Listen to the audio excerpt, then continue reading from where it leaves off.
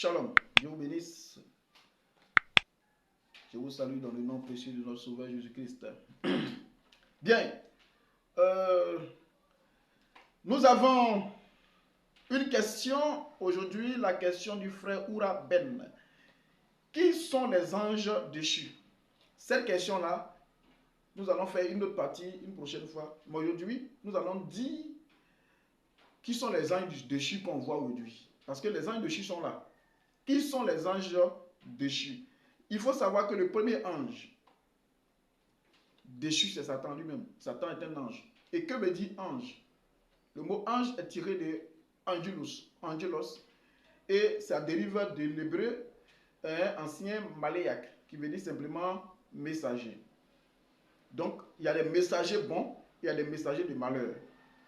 Maintenant, quand on parle des anges déchus, c'est-à-dire des démons, il s'agit des démons, des anges qui, au départ, on pensait qu'ils étaient au service de Dieu, mais qui ont failli à leur mission, c'est-à-dire qu'ils ont été corrompus, mais en réalité, la nature dont ils sont revêtus s'est manifestée plus tard.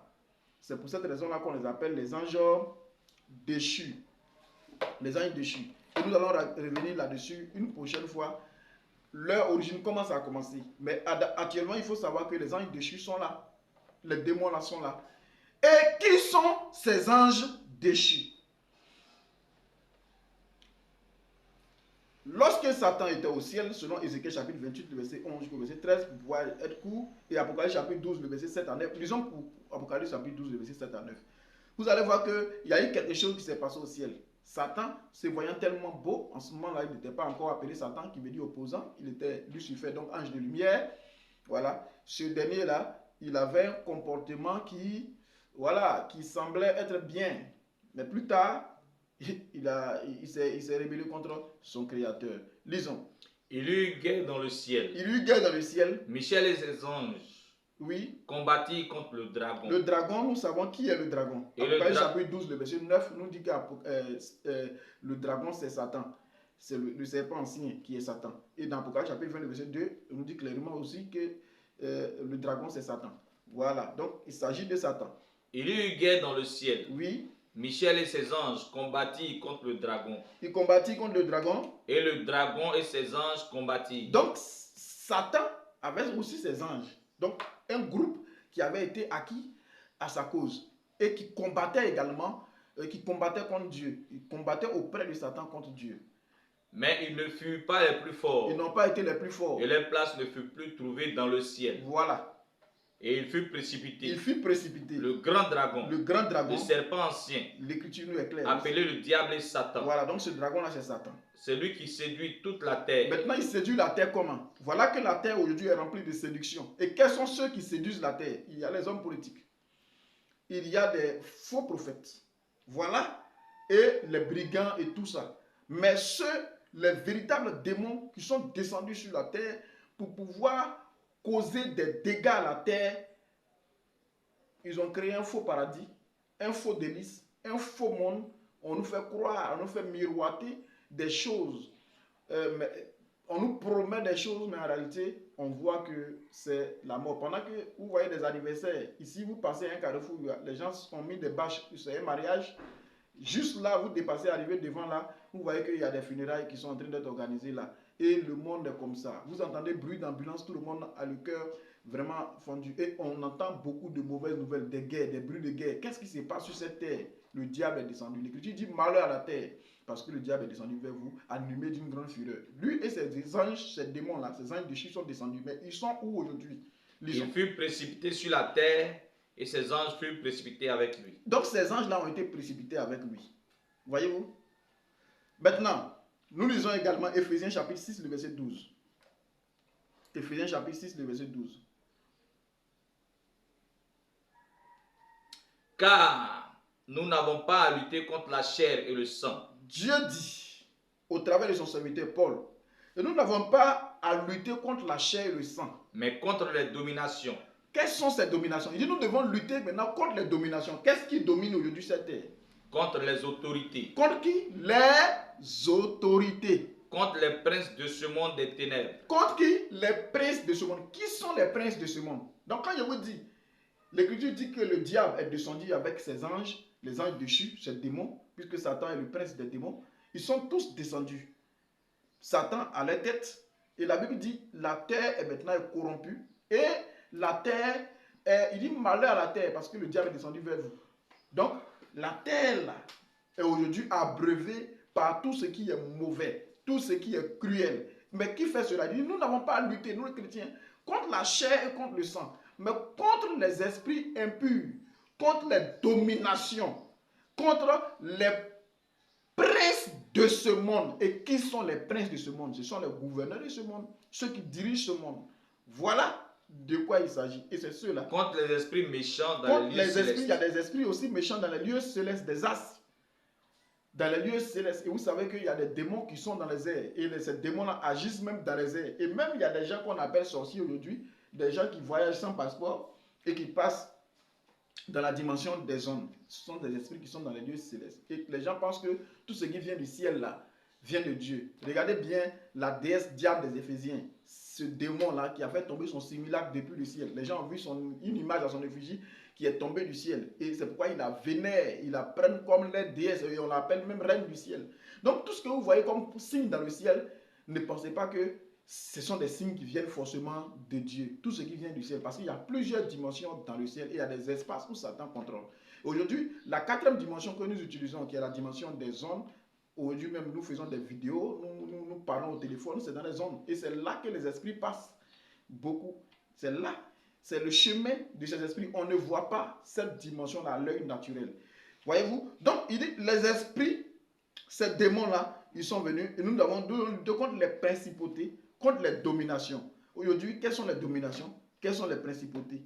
Vous allez voir qu'il s'agit de ces hommes-là qui viennent avec des paroles flatteuses, mais qui au-dedans sont remplis de... Mais nous allons nous axer essentiellement sur, non pas sur les hommes politiques, non pas sur ces gens-là qui font bonne figure, qui font bonne chair devant les hommes, mais en réalité, ce sont des gens qui sont livrés à toutes sortes de sacrifices humains, à toutes sortes de choses uniques, conformément à leur rang et à leur statut.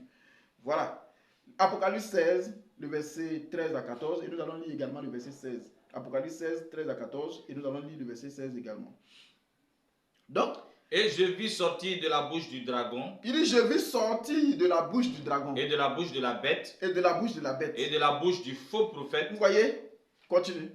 3 esprits impurs. 3 esprits impurs. Semblables à des grenouilles. Semblables à des grenouilles. Donc Jean voit, ça c'est en vision. Donc il voit ces esprits-là sous forme de grenouilles. Les hommes ne peuvent pas voir. Lorsque les prédicateurs, les faux oins, lorsque les hommes politiques viennent parler, il y a des esprits qui sortent de leur bouche. On ne voit pas à l'œil nu, mais ce sont des esprits-là ces esprits-là qui captivent l'attention des gens. Et il y a des gens qui sont prêts à mourir pour eux. Ce sont ces vérités-là que les gens vous cachent. Les gens ne veulent pas dire dans les églises. Mais nous le disons parce que l'Écriture dit de condamner et de dire la vérité de Dieu, quel que soit le prix. Voilà, mais nous ne sommes pas, nous en tant que croyants, en tant que chrétiens, en tant que prédicateurs, notre combat n'est pas contre ceux-là, véritablement en tant que tel. Notre combat, c'est de pouvoir éclairer la lanterne du peuple de Dieu en ce qui concerne ces anges déchus qui sont dans l'église.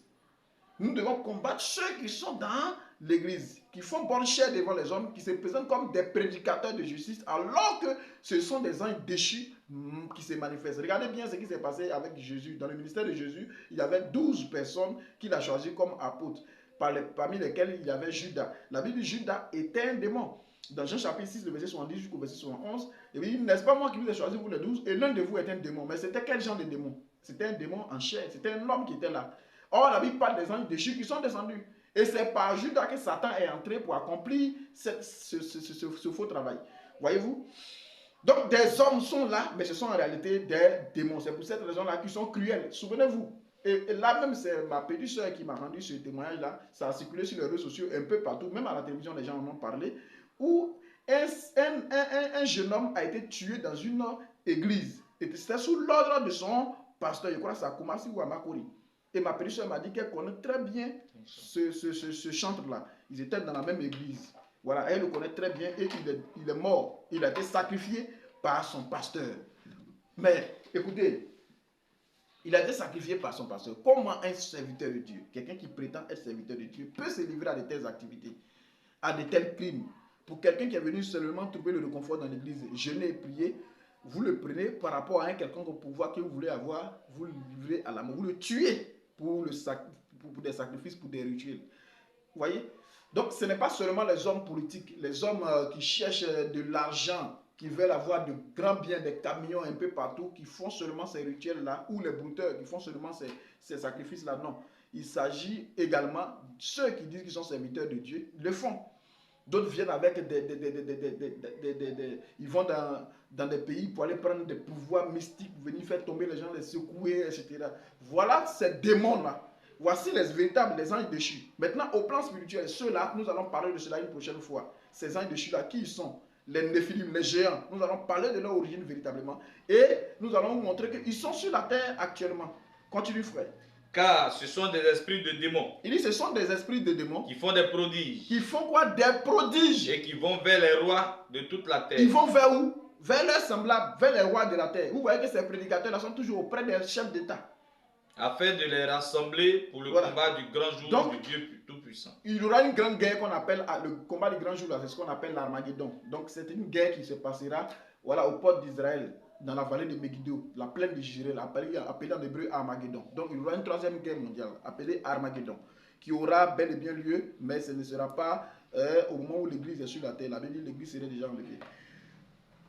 Il faut savoir, il faut noter que ces esprits-là sortent de la bouche de ces faux oins, de ces fausses prédicateurs. Aujourd'hui, laissons les hommes politiques et tout, nous pouvons simplement dénoncer les actions par la prédication de la parole de Dieu. Pas être des hommes politiques. Nous ne devons pas faire la politique comme eux, mais nous pouvons simplement dans l'église instruire le peuple de Dieu pour dire ceux-là ne vous mêlez pas de leurs affaires parce qu'ils gèrent les affaires de leur monde. L'Écriture dit ne nous mêlons pas des affaires d'autrui. Mais nous pouvons dénoncer pour dire que ceux-là, ce ne sont pas des hommes de Dieu, ce ne sont pas des chrétiens, ce ne sont pas des hommes de foi. Ce sont des esprits impurs et eux-mêmes le savent. Ils le savent très bien. Mais devant les gens, ils font bonne figure. Nous allons lire l'Écriture. Nous allons parler des prédicateurs. Ces anges déchus là, ce sont les prédicateurs qui sont là, que vous connaissez. Jude, le verset 4 jusqu'au verset 6. Lisons Jude, le verset 4 jusqu'au verset 6, parce que Jude, c'est un seul chapitre. Car il s'est glissé parmi vous. Paul dit, il s'est glissé parmi vous, pardon, Jude. Certains hommes dont la condamnation est écrite depuis longtemps. Des impies qui changent la grâce de notre Dieu en dissolution. La Bible dit quoi? Ils changent la grâce de notre Dieu en dissolution. Et qui renie notre seul Maître et Seigneur Jésus-Christ. Vas-y. Je veux vous rappeler. À vous qui savez fort bien toutes ces choses. Le Seigneur, après avoir sauvé le peuple, et l'avoir tiré du pays d'Égypte, fit ensuite périr les incrédules. Qu'il a réservé pour le jugement du grand jour. Enchaînés éternellement par les ténèbres. Voilà. Les anges qui n'ont pas gardé leur dignité au départ, mais qui ont abandonné leur propre demeure. Que Sodome et Gomorrhe, et les villes voisines. Vous voyez que ces anges-là qui ont abandonné leur demeure, la Bible dit quoi? Ils sont descendus. Et c'est eux qui ont pris possession de ces personnes qui sont glissées dans l'église et qui sont livrés à de fausses prédications. La Bible dit qu'ils se sont glissés parmi nous. Il s'est glissé parmi vous certains hommes dont la condamnation est écrite depuis longtemps. Leur condamnation est arrêtée. Ils ont combattu contre Michael au ciel et ils sont sortis. Ils ont combattu, ils sont sortis, ils sont descendus.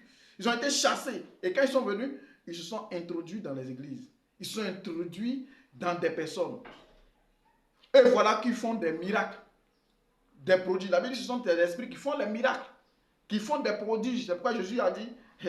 Parmi vous là, ils disent, toi qui me dis Seigneur, Seigneur, nous n'entrerons pas tous dans le royaume des cieux. Quand vous prenez Matthieu 24, 24, il dit, il s'élèvera de faux Christ et de faux prophètes. Ils feront de grands prodiges. Et beaucoup viendront dire, n'avons pas guéri des malades par ton nom, n'avons pas ressuscité des morts par ton nom. Je ne vous connais pas. Vous qui commettez l'iniquité. Dans d'autres versions, on dit ouvriers d'iniquité. C'est-à-dire que ce sont des ouvriers du diable, de l'iniquité.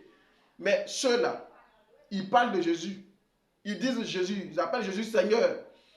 Mais voici que ce sont des ouvriers d'iniquité. Et ce sont des gens dont la condamnation est écrite depuis longtemps. Des anges déchus qui sont venus, ont pris possession de ces corps-là. Donc, ces prédicateurs que vous voyez dans ces églises qui manipulent les gens, Dans des églises, on voit aujourd'hui, on fait des délivrances avec, comment on appelle ça, des délivrances en jetant des vestes, comme ça, et les gens tombent. Recevez, les gens tombent. On secoue. On voit d'autres même qui jouent au football, et puis les gens tombent. Il y a des gens même qui font délivrance par catch. D'autres font karaté dans l'église. C'est devenu une comédie. Vous pensez que ceux-là, ce sont des oins de Dieu? Voici des démons, des anges de chute qui ont été envoyés pour séduire les habitants de la terre. Lisons encore l'écriture. Donc nous n'avons pas lutté contre la chair et le sang. Nous n'avons pas lutté contre ces autorités, ces principautés, ces démons-là qui se sont infiltrés dans l'église. C'est ceux-là. 2 Corinthiens 11, le verset 13 jusqu'au verset 15. 2 Corinthiens 11, 13 à 15. Ces hommes-là sont de faux apôtres. Ce sont de faux apôtres. Des ouvriers trompeurs. Il dit des ouvriers trompeurs. Déguisés en apôtres de Christ. La Bible dit quoi? Ils se sont déguisés en serviteurs de Jésus. Et cela n'est pas étonnant. Ce n'est pas étonnant. Puisque Satan lui-même. Puisque le père Satan se déguise en ange de lumière. La Bible dit lui-même se déguise en ange de lumière. Il n'est donc pas étrange. Ce n'est donc pas étrange. Que ses ministres aussi se déguisent en donc ministres Satan a des ministres. Donc ses ministres aussi se déguisent en ministres de justice. Leur fin sera selon leurs œuvres. Leur fin sera selon leurs œuvres. Donc quand on parle des anges déchus, ne pensez pas que les gens, leur imagination va loin. Non. Ils sont là, sur la terre, ils marchent avec nous. Ils font bonne figure. Ils se comportent bien. Vous pensez que Anne, Caïphe, tout cela, ce ne sont pas des hommes qu'on prenait comme des gens importants de la société? Jésus a dit, les pharisiens, ce sont des hypocrites, il a même maudit. Il dit, malheur à vous, scribes et pharisiens, hypocrites, etc., etc. Malheur à vous, parce que vous faites ceci, parce que vous faites cela. Mais devant les gens, ils font bonne chair. Anne et Caïphe, qui pourraient imaginer que ce sont des faux types, qu'ils allaient livrer Jésus à la mort. Des gens qui disent qu'ils sont serviteurs de Dieu. Ils disent qu'on libère Barabbas, qui est un brigand. Ils ordonnent qu'on libère Barabbas, qui est un brigand. Et ils exigent la mort de Jésus. C'est-à-dire, ils demandent au roi de libérer Barabbas. On préfère Barabbas. Et que Jésus, là, lui, soit condamné, qu'il meure. Et ça, on dit, ce sont des serviteurs de Dieu. Souverains sacrificateurs. Vous voyez? Des souverains sacrificateurs. Est-ce que ce sont... Donc, les gens vont... Et puis, tu ne peux pas être souverain sacrificateur comme ça en Israël si tu as une mauvaise vie. Ce sont des gens que vous voyez, ils se comportent bien dans la société. Quand vous allez les voir écrire paix et joie. Mais en réalité, au-dedans d'eux, ce sont des démons. Ce sont des démons. Nous continuons. 1 Jean 2. Le verset 18 à 19. C'est pourquoi Paul dit que ces personnes-là, ce n'est pas étonnant parce que les maîtres Satan même se déguisent en ange de lumière. Donc, ils se déguisent en ange de lumière. Lisons. 1 Jean 2, 18 à 19. Petits enfants. Oui. C'est la dernière heure. Continue. Et comme vous avez appris qu'un antéchrist vient. Comme vous avez appris qu'un antéchrist arrive. Il y a maintenant plusieurs antéchrists. Il dit il y a plusieurs antéchrists. Antéchrist, anti, c'est contre. Christ, c'est la parole. Donc, anti-parole. Ils sont contre la parole de Christ. Mais ils se viennent comme en vêtements de brebis, comme s'ils étaient réellement pour Christ. Pourtant, en réalité, ces gens-là sont des démons. Donc, il dit, vous avez appris que l'antéchrist même en personne va venir. Mais avant qu'il arrive là, il y a déjà plusieurs antéchrists qui sont là. Donc, ces anges, ces démons-là, sont en exercice avant que les maîtres Satan ne viennent totalement pour la dernière heure en ce qui concerne les choses de la terre. Continue. Par là, nous connaissons que c'est la dernière heure. Continue. Ils sont sortis du milieu de nous. Il dit ils sont sortis du milieu de nous. Ces gens-là, ils sont dans l'église. Ils sont sortis, ils se disent chrétiens, ils sont sortis du milieu du christianisme. Ils sont sortis du milieu de nous. Mais ils n'étaient pas des nôtres. Mais en réalité, leur fond, leur intérieur n'est pas des nôtres. Ils ne sont pas du peuple, du nombre des enfants de Dieu, des élus de Dieu. Car s'ils eussent été des nôtres, s'ils étaient des nôtres, ils seraient demeurés avec nous. Voilà. Mais cela est arrivé afin qu'il fût manifeste que tous ne sont pas des nôtres. Nous lisons 1 Timothée 4, 1 à 5. 1 Timothée 4, 1 à 5. Donc les anges déchus, frère Oura, qui a posé cette question, ces anges déchus là, une autre réponse reviendra, mais ce sont ces démons là qui sont là. Ce sont les serviteurs de Dieu que vous voyez. Mais l'Esprit dit expressément. Continue. Que dans les derniers temps, oui, quelques-uns abandonneront la foi. Il y a des gens qui vont abandonner la foi pour s'attacher à des esprits séducteurs. À des esprits séducteurs. Et à des doctrines de démons. Et à des doctrines de démons. Par l'hypocrisie de faux docteurs. Il dit par l'hypocrisie de faux enseignants. Portant la marque de la flétrissure dans leur propre conscience. Continue. Prescrivant de ne pas se marier. Donc voici par exemple l'une des fausses doctrines provenant de ces anges déchus, de ces démons-là, qui se présentent comme des serviteurs de Dieu. Ils prescrivent de ne pas se marier, alors que l'Écriture a dit que l'homme se marie. le mariage est une bénédiction et ça a été ordonné même par Dieu. Il dit, il n'est pas bon que l'homme soit seul. C'est pourquoi Paul, il dit, moi je préfère que vraiment celui qui ne se marie pas, il fait mieux. Parce qu'il va mieux travailler à l'œuvre de Dieu. Mais toutefois, il dit, ça c'est moi qui le dis, il dit, mais toutefois, pour éviter l'impudicité et tout cela, que chaque homme ait sa femme et que chaque femme ait son mari. Donc Paul encourage même le mariage conformément à l'écriture. Il dit, mais celui qui a fait seulement veut ne pas se marier. Mais il ne faut pas exiger que prescrit dans la loi pour dire qu'on ne doit pas se marier. Comme certaines églises qui disent que pour être serviteur de Dieu dans ces églises-là, on ne doit pas se marier. Vous voyez, c'est dangereux. Pour être évêque, pour être temps, on ne doit pas se marier. Alors que la Bible dit que l'évêque soit marié d'une seule femme. Donc, pour être évêque de Jésus, on doit se marier. Mais il y a des églises où, pour être évêque, on exige de ne pas se marier. Donc, il dit que ce sont des démons et ils s'attachent à des doctrines de démons et des esprits séducteurs. Et ces personnes-là, par exemple, ils prescrivent de ne pas se marier. Vas-y. Et de s'abstenir d'aliments. D'autres écrivent qu'on doit s'abstenir de certains aliments, alors que la Bible dit tout est pur pour celui qui est pur. Et que le chrétien peut manger de tout. Il dit manger de tout ce qui se vend au marché. Parce que tout est purifié par la parole de Dieu et par la prière. Tout est sanctifié par la prière. Et tout est saint pour celui qui est saint. Mais eux, ils disent qu'on ne doit pas manger, par exemple, porc. Il y a des endroits où on dit qu'on ne doit pas manger porc. Donc l'esprit qui s'est révélé à cet homme, qui dit qu'il est prédicateur et qui prescrit de ne pas manger tel ou tel aliment, fétiché à totem, et tu viens encore à l'église, on te donne des totems, alors cet individu-là est un ouvrier trompeur, un ange déchu. Continue. De s'abstenir d'aliments que Dieu a créés, de s'abstenir d'aliments pour qu'ils soient pris avec action de grâce. Voilà. Par ceux qui sont fidèles et qui ont connu la vérité. Donc nous prenons les choses, toute nourriture avec action de grâce. Soit nous n'aimons pas, mais si nous aimons, nous démontrons. 2 Pierre 2. Nous lisons 2 Pierre 2, verset 1 à 3. C'est pourquoi Jésus a dit dans Matthieu 24, 24, il se lèvera de faux Christ et de faux prophètes. Et ils se diront beaucoup de gens. Vas-y, frère. Il y a eu parmi le peuple de faux prophètes. Il y a eu parmi le peuple de faux prophètes. Et il y aura de même parmi vous de faux docteurs. Il y aura parmi vous de faux docteurs. Qui introduiront des sectes pernicieuses. Ils vont introduire quoi? Des sectes pernicieuses. Il y a des églises aujourd'hui, quand tu regardes même, c'est tout sauf Dieu. On a créé des églises, mais quand tu regardes, tu sais que ça, c'est du fétichisme ou bien de la tradition africaine, la tradition replâtrée totalement. Vous voyez, même, on dirait des comiens.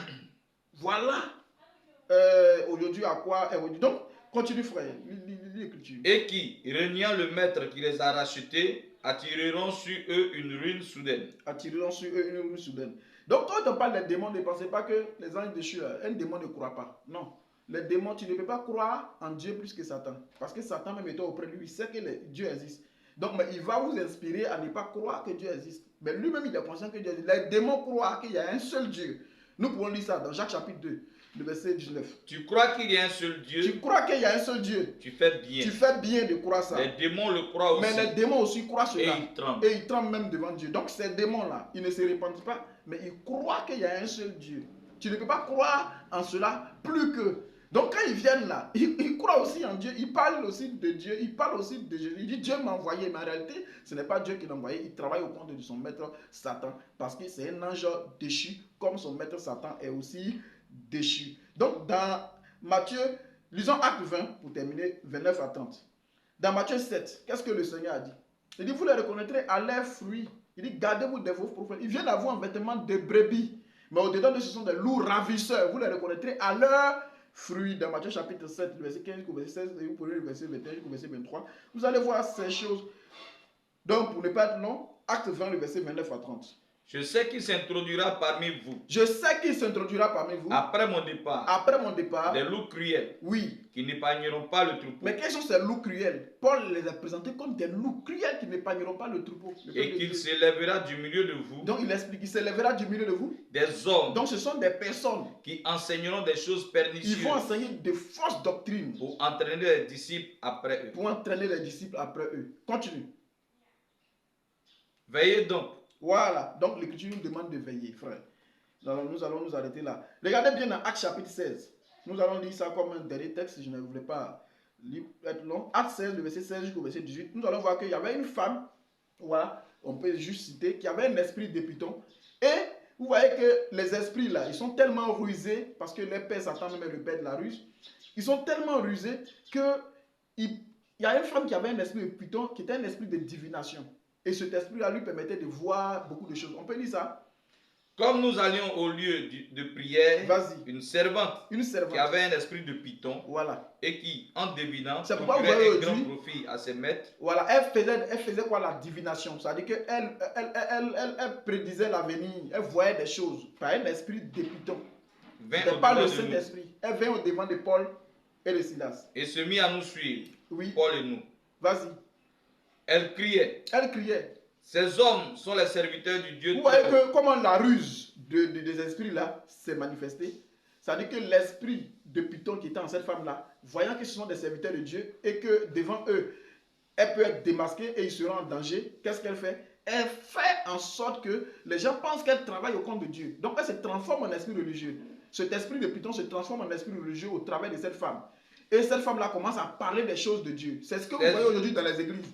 Il y a des esprits démoniaques, des femmes possédées de ces esprits-là. Quand elles viennent à l'église, ça devient un esprit religieux. L'esprit change de tournure et devient un esprit religieux. On dit celle-là, c'est une grande prophétesse. Celle-là, elle a un grand don. Et beaucoup vont créer des camps de prière.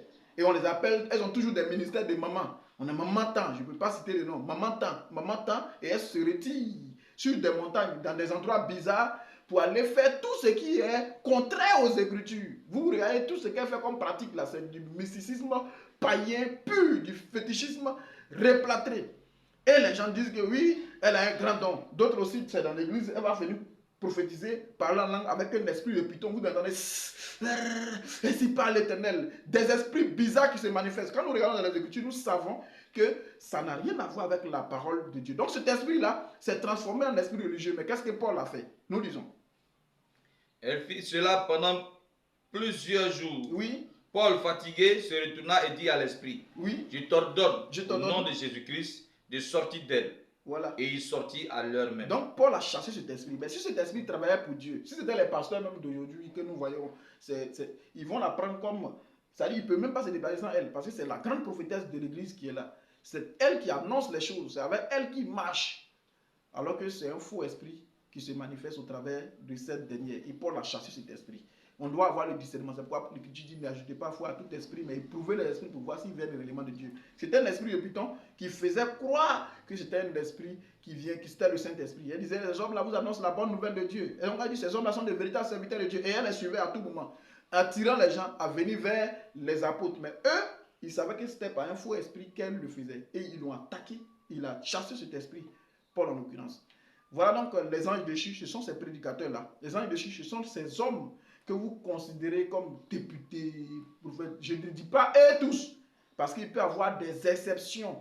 Je dirais même actuellement des expressions rarissimes. Je ne dirais pas rares, mais rarissimes, comme Joseph en Égypte, comme Daniel au pays de Babylone. Mais la majeure partie de ces hommes-là, qui sont assis sur le trône de la terre, ces trônes que Satan a oint, tout cela, ce sont des esprits séducteurs, des gens possédés d'esprits démoniaques. Les anges déchus ont pris possession de ce corps-là.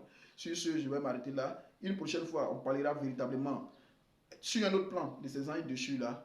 Quelle est leur origine, d'où ils viennent. On parlera des néphilim, donc des géants. C'est de cela qu'il s'agit. Dieu vous bénisse. Et à la prochaine pour une autre vidéo. Shalom. Portez-vous bien.